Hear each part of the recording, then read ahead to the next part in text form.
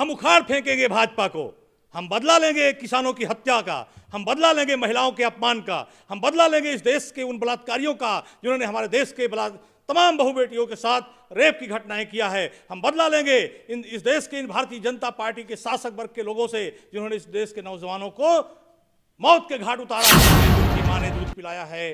तो ईवीएम हटा करके देख लें, उनको सड़क से लेकर संसद तक हम घेर लेंगे। 40 सीटें भी पार नहीं करेंगे भारतीय जनता पार्टी को, उनकी मां का छठी का दूध याद आ जाएगा। नमस्कार, मैं जून मैसी, मेरे साथ आम जनता पार्टी इंडिया से हरिभाई पटेल जी मौजूद है। उनसे हम लोग बातचीत करते, तमाम मुद्दा है, जैसे किसानों का मुद्दा लगातार चल रहा है, उसमें हम लोग बातचीत करेंगे। ऊपर से हम ये भी बात करेंगे कि मोदी जी ताल ठोक के कह रहे हैं कि 400 पार जाने वाले हैं। चलिए हम लोग बातचीत करते हैं। हरिभाई पटेल जी हमारे सारे, सर आपका बहुत बहुत स्वागत है। नमस्कार, आपके चैनल के माध्यम से सभी देशवासियों को।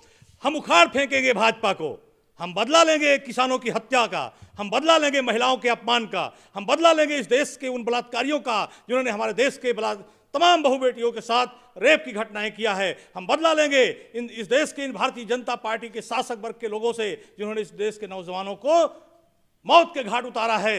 हम बदला लेंगे। हम आम जनता पार्टी इंडिया के माध्यम से पूरे देश में 543 सीटों पर चुनाव लड़ेंगे और भारतीय जनता पार्टी से बदला लेंगे कि इन्होंने इस देश को सबसे गर्त में ढकेल दिया है। अपने 10 वर्ष के शासन में दुनिया में पूरा भारत पिछड़ गया है। इसका बदला लेने के लिए हम चुनाव में आ रहे हैं आम जनता पार्टी इंडिया के बैनर तले। सर कैसे लेंगे 400 पार? खुद मोदी जी ने ताल ठोका है और उन्होंने बोला 370 तो खुद अपनी पार्टी लेके आएंगे। वो बिल्कुल कुछ नहीं लाएंगे, 40 के पार भी नहीं जाएंगे। ईवीएम हटा दे, मेरा दावा है। मैं कहता हूं, यदि मां ने दूध पिलाया है, मोदी जी बहुत कहते हैं मेरी मां, मेरी मां, मेरी मां, मेरी मां। मैं कहता हूं यदि उनकी मां ने दूध पिलाया है तो ईवीएम हटा करके देख लें, उनको सड़क से लेकर संसद तक हम घेर लेंगे। 40 सीटें भी पार नहीं करेंगे भारतीय जनता पार्टी को, उनकी मां का छठी का दूध याद आ जाएगा। अगर उन्होंने ईवीएम हटाया तो ईवीएम के सवाल पर नाच रहे हैं, ईवीएम को मैनेज करके वो जीतने का सवाल कर रहे हैं। हमारे कोर्ट से लेकर के पूरे देश के लोग लड़ रहे हैं कि ईवीएम नहीं होना चाहिए। ईवीएम अगर हटेगा तो 40 के ऊपर भी नहीं जाने देंगे।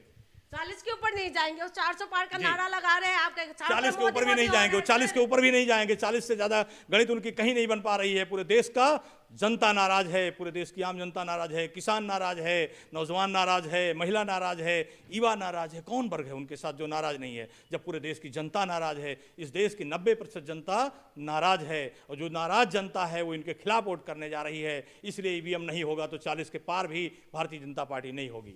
आप कह रहे हैं नाराज है, सारा तो अगर नाराज है तो फुल बहुमत के साथ जीतने की दावा कर रहे हैं। और दूसरी बात है जो किसानों का मुद्दा है, नौजवान मुद्दा है, ये सब मुद्दा बनेंगे आपको लग रहे हैं? हम निंदा करते हैं। उन्होंने अभी नौजवानों को हत्या की है बॉर्डर पे, अभी हमारे किसानों की हत्या की है उन्होंने बॉर्डर पे। वो गोलियां चला रहे हैं। इतना घृणित तो शायद वो जमाना भी नहीं था जब हम लोग कहते हैं, इस देश की आज़ादी के लोग कहते थे कि काली रात है देश में। वो अंग्रेज जिसका कभी भी सूर्य अस्त नहीं होता था, पूरे दुनिया में उनका राज था, उन लोगों की औकात नहीं हुई यहाँ टिकने की। तो मैं दावा के साथ कहना चाहता हूँ, ये उन्हीं गोरे अंग्रेजों के नाजायज औलाद हैं। उनके नाजायज औलाद हैं आरएसएस के, जो रेशियल सुप्रियरिटी सिस्टम करता है।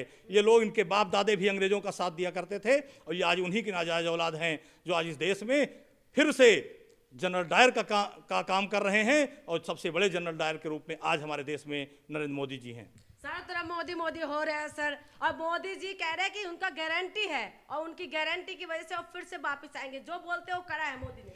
आज नरेंद्र मोदी जी के अपने नीचे की जो लीडरशिप है, वो चाहे राजनाथ सिंह जी की हो, चाहे गडकरी जी की हो, चाहे शत्रुघ्न सिन्हा जी की हो, चाहे उनके नरेंद्र मोदी जी के जो पहले गुरु थे, मैं मिला हूं उनसे।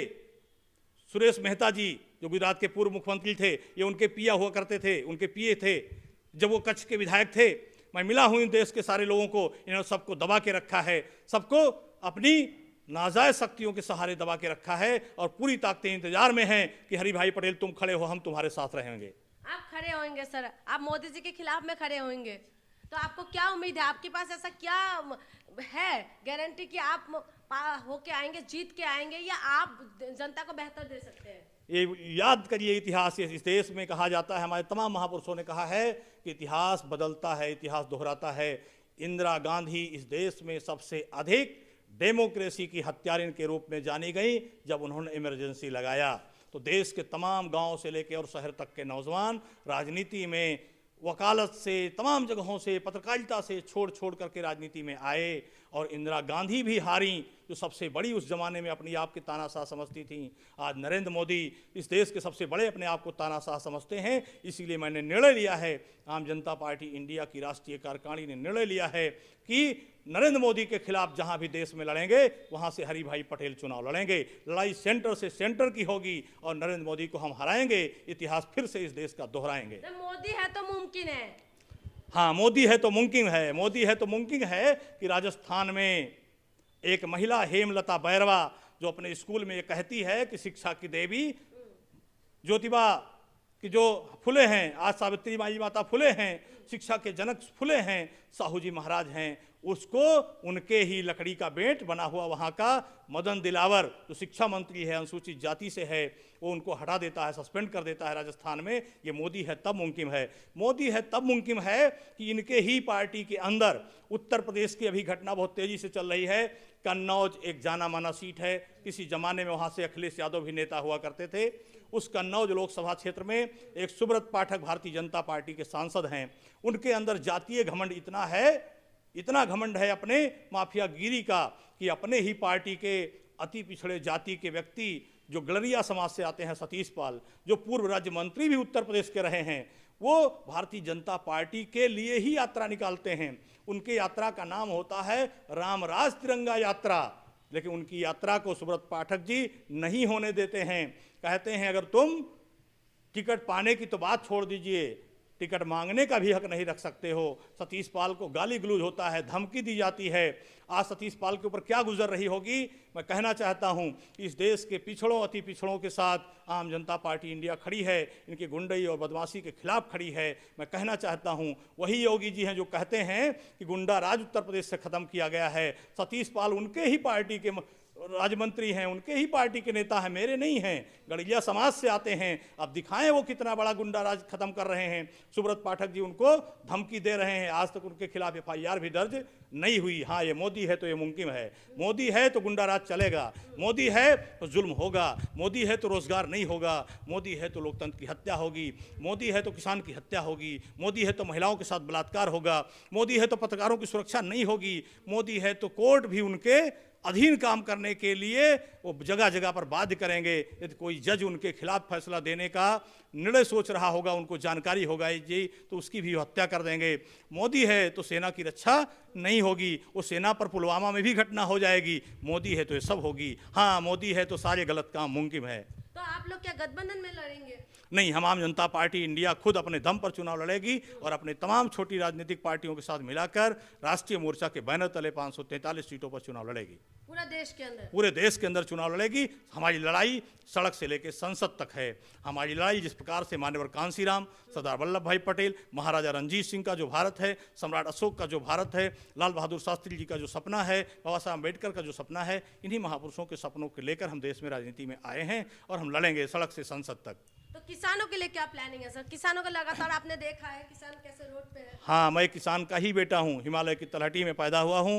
मेरा नाम हरि भाई पटेल है। मेरे माँ बाप और दोनों अनपढ़ हैं, लेकिन मैं किसान है पेशे से। मैं किसान का अपने हाथ से मैंने खुद भी ये ट्रैक्टर चलाए हैं, खुद भी अपने हाथ से अपनी छोटी उम्र में ट्रैक्टर मैंने चला करके गन्ना ढोया है और गन्ने की खेती किया है। मिलों पर गन्ना लेकर के लाइन रात भर हम खड़े रहे हैं। किसानों का दर्द मुझे पता है।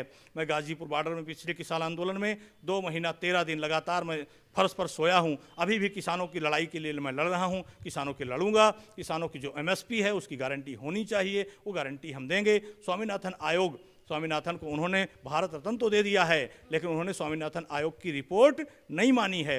उन्होंने देश की किसानों के साथ एक छल करने के लिए सम्मान दिया है। सम्मान दे करके वो सोचते हैं इस लड़ाई को हम कुंद कर देंगे।